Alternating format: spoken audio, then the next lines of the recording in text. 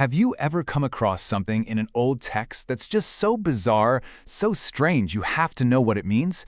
Well, I found one. It's a vision from a medieval text describing this terrifying, wondrous, floating head. And believe me, it wasn't just some weird dream. It was seen as a divine message.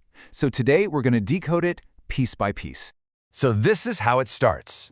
Bam! A wondrous, disembodied head just appears at the corner of a building. It's mysterious, it's a little unsettling, and it immediately makes you ask, okay, what on earth am I looking at? And that's the exact question we're going to answer. But before we dive in, you got to understand something really important about the medieval world. A vision like this wasn't just a random image popping into someone's head. No, this was considered a divine revelation. It was a direct message, a way for people to tackle these huge, cosmic ideas like justice, punishment, and the very nature of God. Okay, so that brings us right back to our central puzzle. This disembodied head, which is described as both wondrous and terrible. How can it be both? What could it possibly represent? Well, lucky for us, the answer is hidden in the details. The person who had this vision gave us a really specific checklist of what they saw. It's fiery red, it has a terrible face, it looks humanish, but it's uncovered. No body, no neck, and then there's this, it had 3 massive wings. Now, none of these details are random. Every single one is a clue. All right, let's start decoding. Think of this like a symbolic investigation. We're going to take each feature, one by one, and unpack its hidden meaning. And our very first clue? It's that intense color. You know, the first thing the visionary points out is the head's color, this intense, fiery glow. And that's not just a casual description. It's pretty much the most important identifier of what this thing really is. I mean, listen to that description. Glowing red like the flame of a fire. It's meant to conjure this image of intense, burning heat. And that heat, it has a very, very specific meaning. And here it is. That fiery color means one thing: divine punishment. This isn't some cold, calculated justice. No, this is active, it's consuming, it's intense. And that right there is the first major piece of our puzzle. So we have this idea of fiery justice. And our next clue, the head's face, really just doubles down on that concept. It's described as looking human, but at the same time, it's deeply, deeply unsettling. This is where it gets even weirder, right? The text describes this strange mix of features. It looks human, but it's uncovered, meaning no hair. It's also described as more manly than womanly, and its expression is just terrible. Every single one of these details adds another layer of meaning to the whole picture. So let's break that down. Being uncovered means this is a pure form of justice, totally free of any human weakness or softness. The manly quality, in the language of the time, was meant to represent ultimate strength over what the text calls womanly negligence. And that terrible look, well, that's a direct warning. This is a kind of justice that is meant to be feared. All right, but now we get to the part that is just mind-blowing. The 3 wings.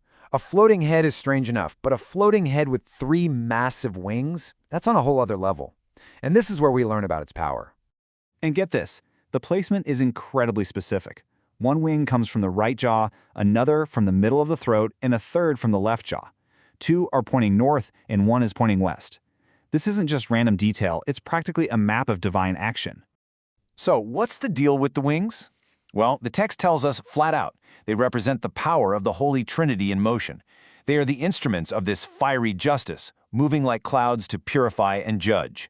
The wings are what give this head its unstoppable power and its incredible reach. Okay, let's take a step back and look at what we've got. We've decoded the clues, the fiery color of punishment, the terrible face of unwavering strength, and the wings of divine power. Now we can put it all together and get to the central revelation of this whole vision.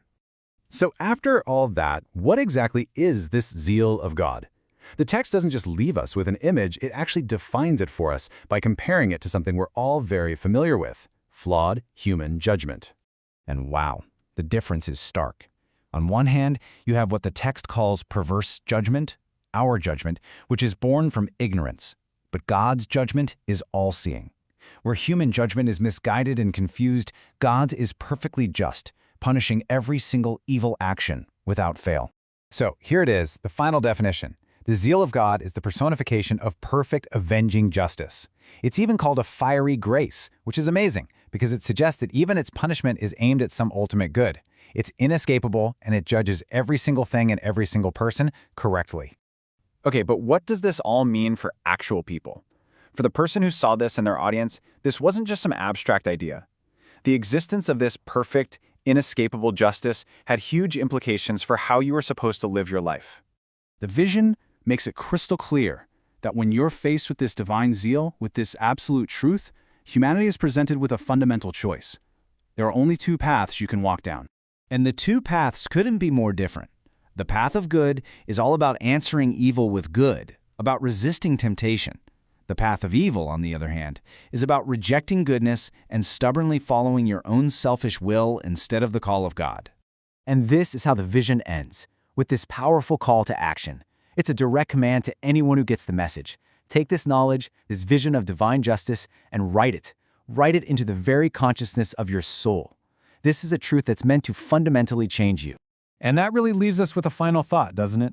This fiery winged head was a powerful symbol for justice that literally shaped how an entire society saw the world. So it makes you wonder, what are the symbols, powerful, strange, or otherwise, that guide our sense of justice today?